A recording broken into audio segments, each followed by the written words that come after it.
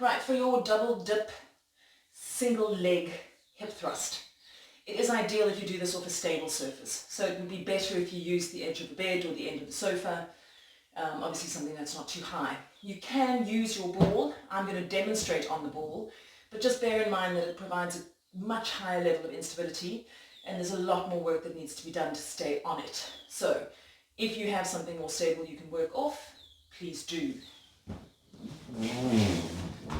You've done hip thrusts. So, as the name implies, you're going to stabilize on the ball, lift one leg. You're going to go all the way down and come up and halfway down. All the way down, halfway down.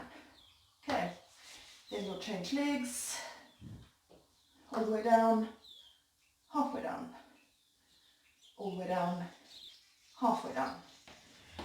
The full descent and half descent together make one rep. Don't add any weight to this one. Okay, moving on to the foot on box ups. All that means is you're doing the step up while keeping one foot on top of the box. The stabilizing leg must be close to the box. You're going to push through the foot that's on the box to stand up and return to the floor without taking your foot off the box. If you are able to balance on top of the box without falling over, then do all of this on one leg only, so don't use the other foot to stabilize. If, however, you're not, this is going to be difficult to see. Make sure that you have stood all the way up on this leg before stabilizing with the other foot, and not going halfway up on this leg using the other leg to help you stand up. I hope you can see that difference. Okay, then we're going to finish off with the hamstring bridges. We've done these before as well. So starting in your normal bridge position, move your feet further away, lift the toes off the floor and dig your heels in. Tuck your pelvis under and squeeze your hips up towards the ceiling. You should feel this in your hamstrings immediately. If you don't, move your feet a little further away. So they are hamstring focused glute bridges. For your workout today, you're going to do 21 of everything, 15 of everything, 9 of everything, and then back up to 15 of everything and 21 of everything. Push-ups, seated row or ring rows if you have the equipment available. You can also do these on a TRX if you have one. As you're building up your home gym, I would imagine that your equipment changes, so I'm just trying to give you more options that you can work with. Ideally, ring rows would be the number one choice. Then you will do dips. I'll give you a few options for those as well, and then burpees, and you all know what your burpee options look like. So, push-ups, if you can, nice and straight, full body.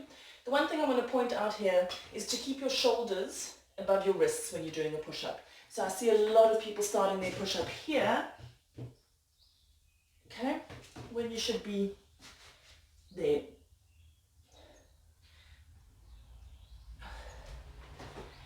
If you need to be on your knees for this workout, you absolutely can, but then I would like for you to do hand release push-ups. So making sure that you lift your hands off the floor before you push yourself back into the fully extended arm position.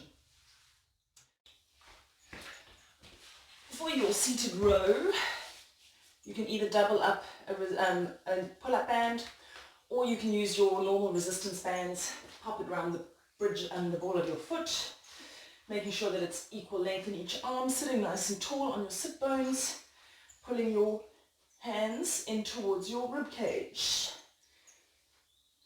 You can, if that's too intense, change it to only a single band pull.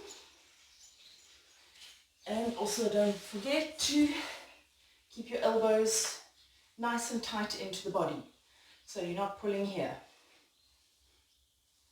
Okay. If you have them, As I said, ring rows win the first prize. Keep your shoulders set. So that means not starting here. Set your shoulders, squeeze your solar plexus and pull. Nice even pace, not too fast. There's quite a lot of ways that you can do your dips. So if you have two chairs, obviously you have to imagine that these are the seats of the chairs. Obviously have parallettes. You can do your dips, feet on the floor, moving your shoulders, moving your elbows behind you, keeping your chest nice and tall, and using your legs.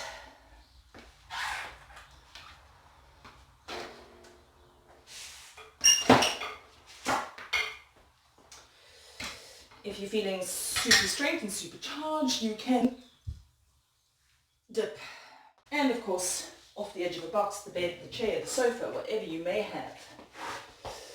Keeping your back nice and close to the box, so don't allow your hips to move forward. The idea is to bend the elbows behind you and push through your hands to full extension.